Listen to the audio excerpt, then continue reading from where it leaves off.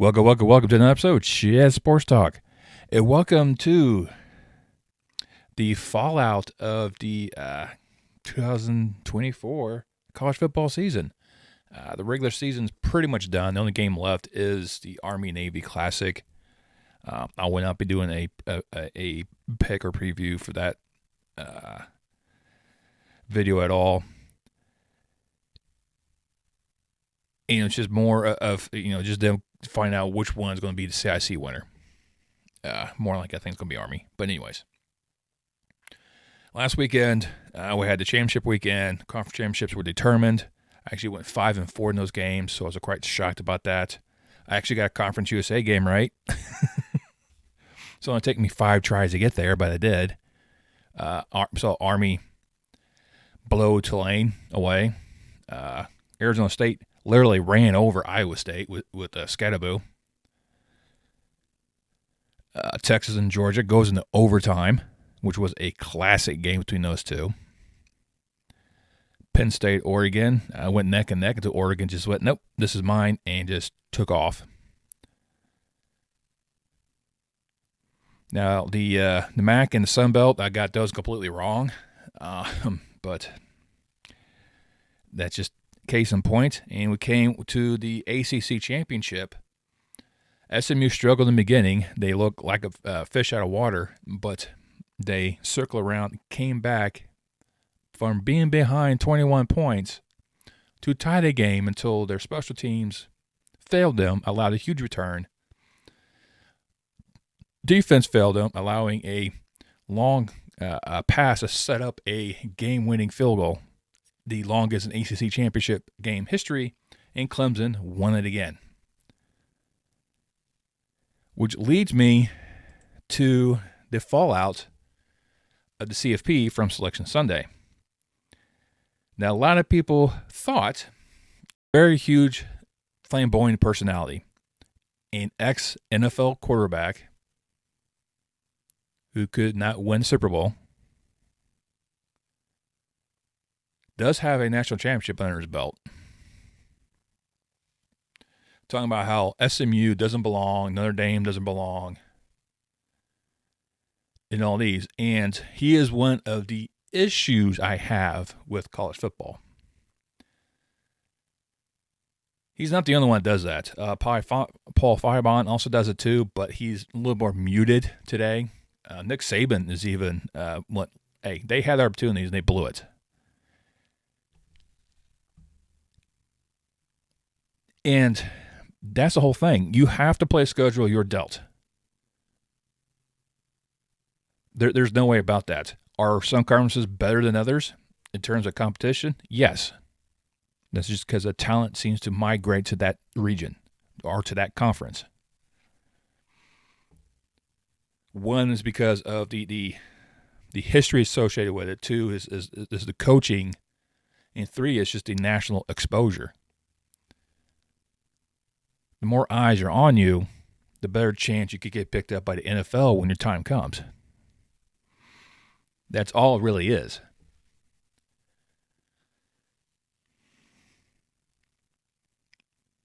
So, yeah, more talented players are in the SEC and the Big Ten. But ACC and the Big 12 are no slouches either. The kind of thing about it, there's like the Mount West, because look at Boise State. Gentry could set the single season rushing mark.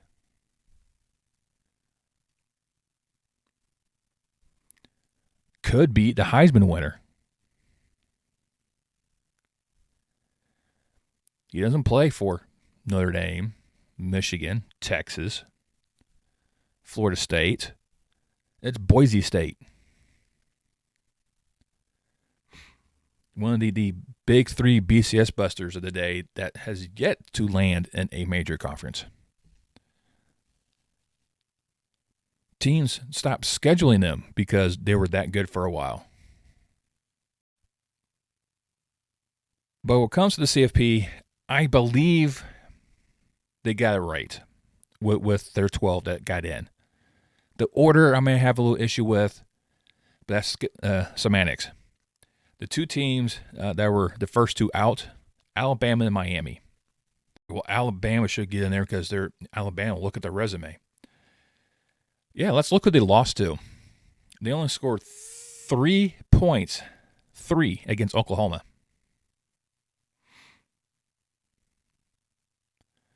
Lost the game to 6-6 Vanderbilt. Let's look at SMU losses.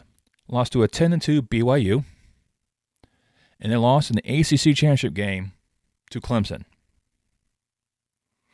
They had to win on a last-second field goal. Now, I think the advantage will go with SMU in that aspect. SMU rallied in their game. Oklahoma couldn't. I mean, Alabama couldn't against Oklahoma. There we go. That's what I'm trying to get at. Yeah, Alabama beat Tennessee.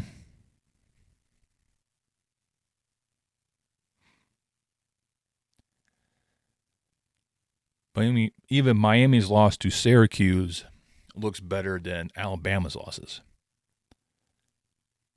Now, some of the games going into that first round, you get Clemson going to Austin, take on Texas. That should be a pretty good one. Especially if Clemson comes in with that defense, it'll give Texas all they can handle. Tennessee will head up to Ohio State. That could be pretty good. That could cause Day's coaching job if he loses this game. SMU would take their fiery team, their feisty team, into Happy Valley, take on Penn State.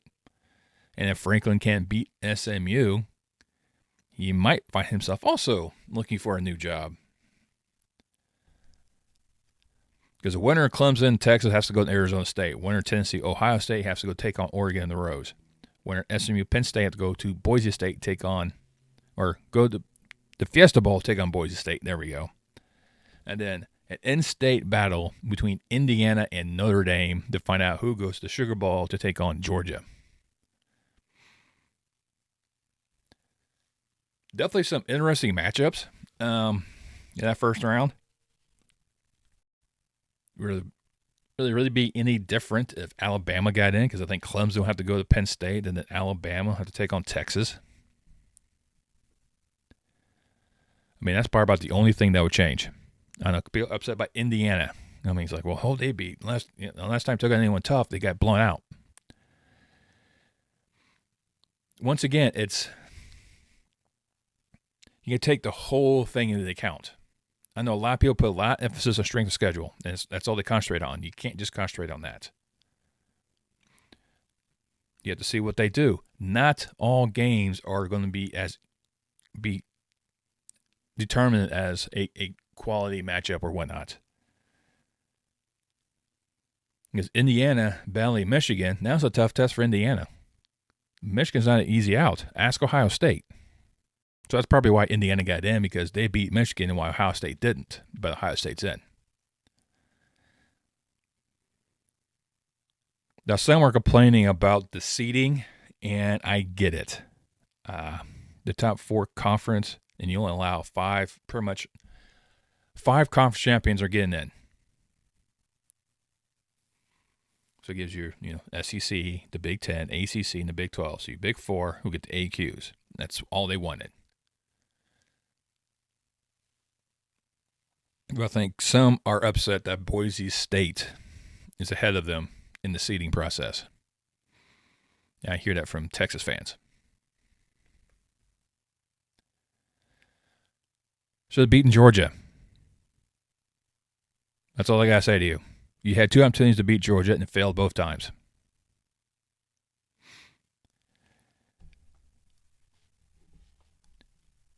Now, do I think the top 4 conference champions deserve a first-round bye? No, I do not. But they want to put emphasis on winning your conference first. And for that, I applaud them, because that's a mistake they are trying to rectify from the last year's playoff, when an undefeated ACC champion Florida State was left out of the 14 playoff in favor of Alabama. Now, Alabama did beat undefeated Georgia, and Texas beat Alabama beginning of the year. So Texas was going to get in ahead of Alabama. Well, Alabama had this huge win against Georgia.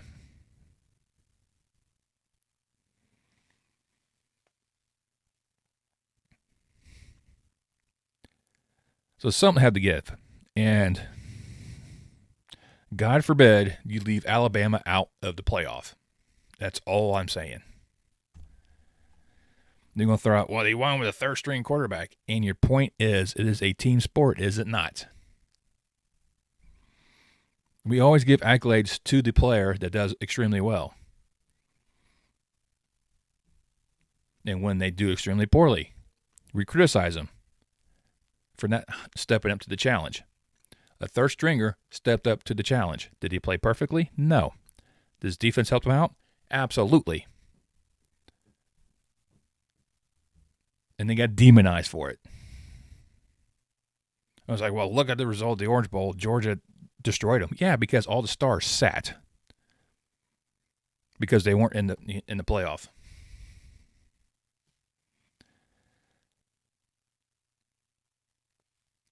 You know, that's what last year's issue was. This year,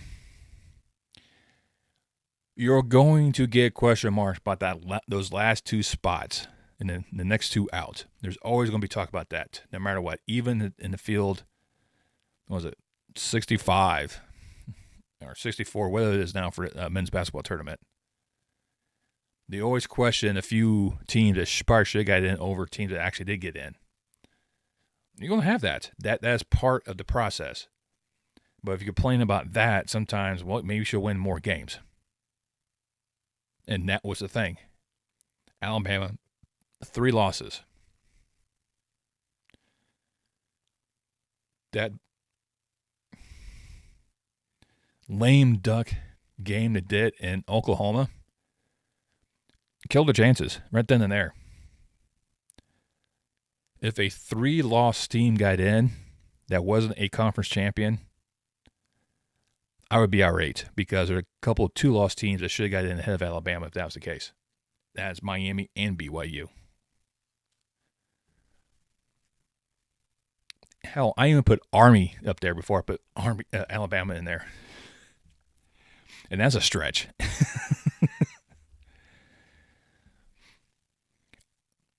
I know the American president wants Army in the playoff, but they had to go undefeated to do that. And what happened to them with Notre Dame, no, they weren't getting in. But in this scenario, could Notre, in the future, could they make you have your 5 conference champions will automatically get in, but they will not necessarily be 1 through 4 and then wherever. You won't get the first 4 being the top 4 conference champions. Maybe it should be the top 4 ranked, get the first round bye, and then you rank and stack accordingly. Maybe go start going that way. I mean, that gives Notre Dame a shot. That's still debatable depending on how the conferences start looking at this playoff format. Maybe being this big is not a good thing. Maybe we do need to scale this back. Maybe the Pac-10 goes back, reforms again. I highly doubt it. Get these conferences back down to 14 members. Seems to be a pretty easily manageable number.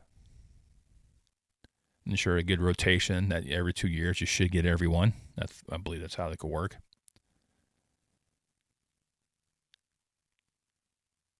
But I don't see that happening anytime soon. There's too much money right now in terms of all these conferences, and for them to break things apart now, just destroy their TV contracts. Something else has to take effect to really revamp this. But that's my take on the college football playoff. I am not upset that Alabama didn't get in. I'm not upset that Miami didn't get in, or South Carolina, or Ole Miss, or BYU.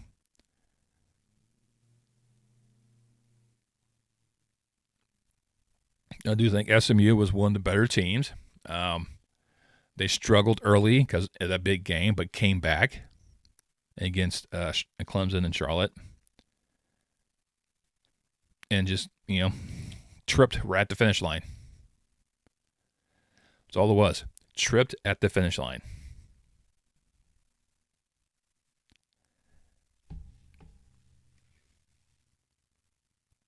And that's how the committee saw it. They saw that this team that had run the 800, they may have started way in the back, but they ran through the pack. And right there in the end, then just the shoe came untied, and they tripped on their shoelace and did a face plant right before the finish. Alabama already fell out in that last turn anyways when they lost to Oklahoma.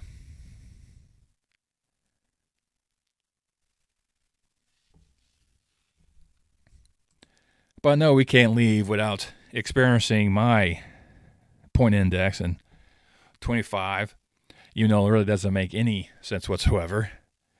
There's a few changes, of course, because the game's being played, and of course, of the strength of victory does change because of those extra games. So other teams' points will also change ever so slightly.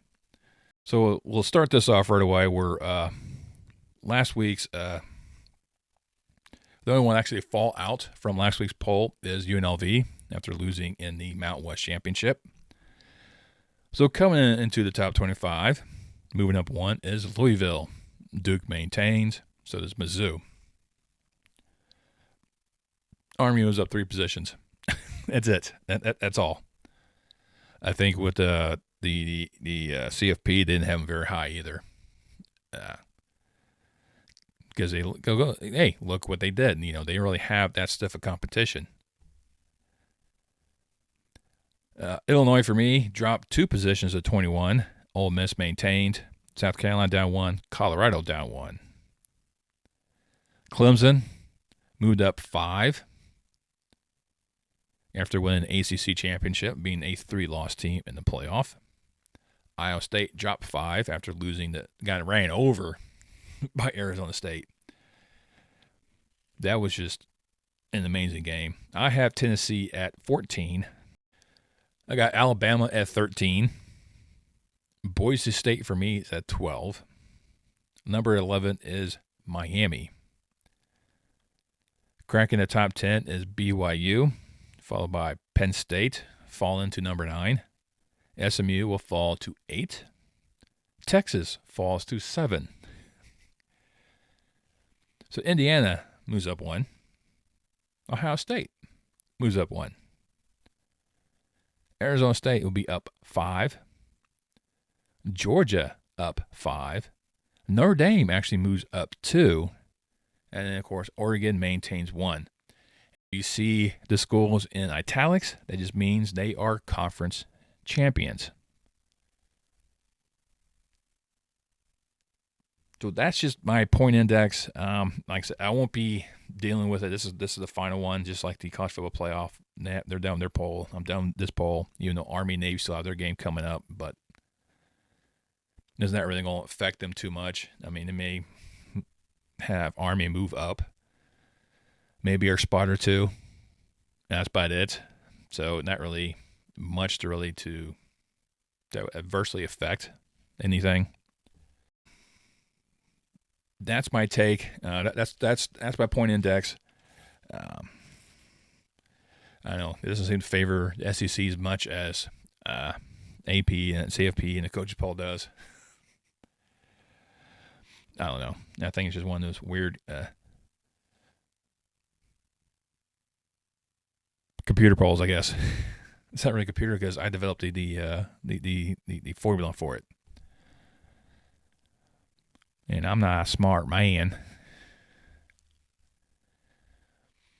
But once again, CFP, I believe they got it right. I may not like the order or some of the matchups coming up, or the order where the teams are facing each other. That's, like I said, that's a minor detail. Still going to have some very interesting games. Like Clemson, Texas, Tennessee, Ohio State, definitely interesting. SMU, Penn State could be more interesting than on paper. Same thing, Indiana, Notre Dame. I mean, that's going to be a huge game up there in South Bend. Only to find out that, hey, now we're going to take on Georgia and New Orleans.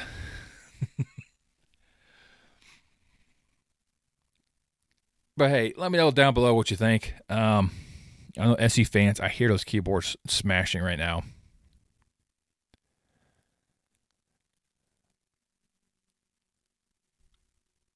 But sometimes you put too many eggs in one basket, you're bound to break a few. And that's what really happened when you have Texas and Georgia.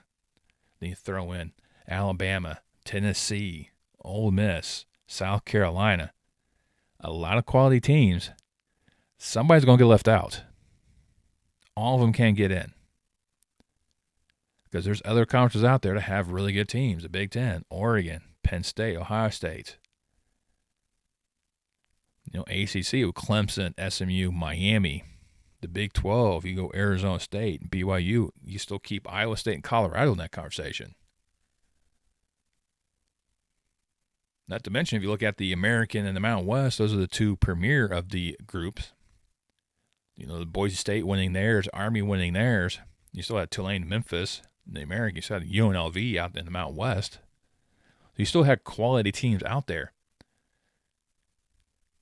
Does the playoff expand again? No. Unless there's a totally revamp of football. I think keeping that 12, I think right now is a viable solution, because you go too far, you're going to get rid of the bowls, basically. You're going to turn the bowls into playoff positions, playoff spots. And that may or may not be a good thing. But, that's kind of thinking further down the road. What could the CFP do to strengthen this? Maybe only have a guarantee of 2 conference champions getting a first-round bye, and then it goes, the rest of them will go 3-4. Or the next 2 ranking programs will get one of the other top 4 spots. So it could be, 1, 2, 3, and then say 6 is your conference champion gets moved up to the 4th spot. They may do that. Now, still put an emphasis on winning your conference, being a especially with the Power 4, to ensure they're in. But then does the Power 4 want to pull away from that? And they may, because Clemson's not 1-4. So, there's a lot of things you got to look at. What would the Power 4 allow? What would, I think, us as the fans want, and what we would allow?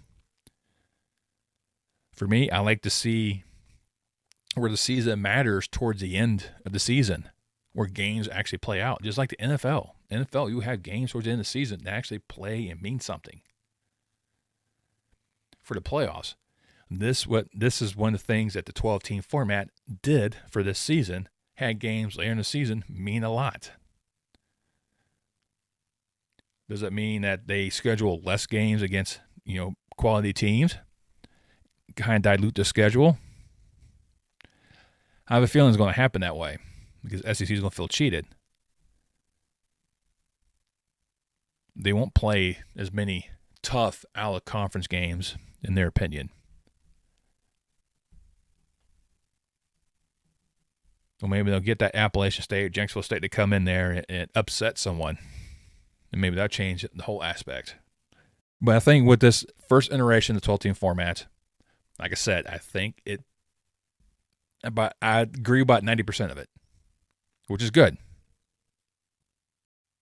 But let me know what you think. Like I said, SC people, I already hear you already when it comes to this. And there's not much to really say. Teams probably should have won those games they didn't lose, that shouldn't have lost, like Alabama losing to Vanderbilt, or Alabama losing to Oklahoma, or Florida beating Ole Miss and LSU. Arkansas beating Tennessee. These are games that they should have won. They shouldn't have lost. But it happens. Notre Dame lost to Northern Illinois in South Bend. Those games happen. SEC is not dominated by 2 or 3 schools anymore. Now you have about 5 or 6. Someone's going to get left out. The Big Ten right now is only 3 teams really dominate.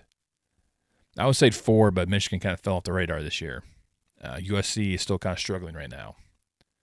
Washington fell off. So it's really just 3 teams in the Big Ten. But there's a few other ones kind of lurking in the shadows, just waiting to strike. ACC. Miami stumbled. SMU tripped right at the finish line. Clemson still reigns supreme in that conference. Arizona State in their first year in the Big 12. Not to mention BYU the first year, whereas right there at the end, they just didn't qualify for the Big 12 championship. I don't know. Maybe they should have a conference tournament to help. Do the top 4 from each conference, battle out to find out who wins it, and there you go. That could be a thing. But during a conference tournament could alleviate some of the issues.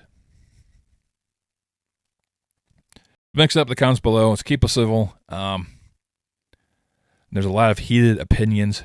Now that's why I kind of waited a little bit before I put this video out. Kind of let some of the shock and kind of bypass from Saturday and then Selection Sunday. Kind of okay, now we're back to work. We're just we're going back to the daily grind. So I don't want to really peel back that wound any further, or just give it a little peek. But you like what I do, you like my sidetracks and just the incoherent ramblings I do sometimes, go hit that thumbs up. It really helps out this video a lot. Another thing you can do to help the video and as well as this channel is subscribe. I love you guys reviewing my work. I love you all for doing that. Now, when you subscribe, guess what? It doesn't cost you anything. It's absolutely free. All you got to do is hit that subscribe button, click that bell icon, turn on notification, let you know next time I post any more content on my channel. And I'll see you next time on Chat Sports Talk.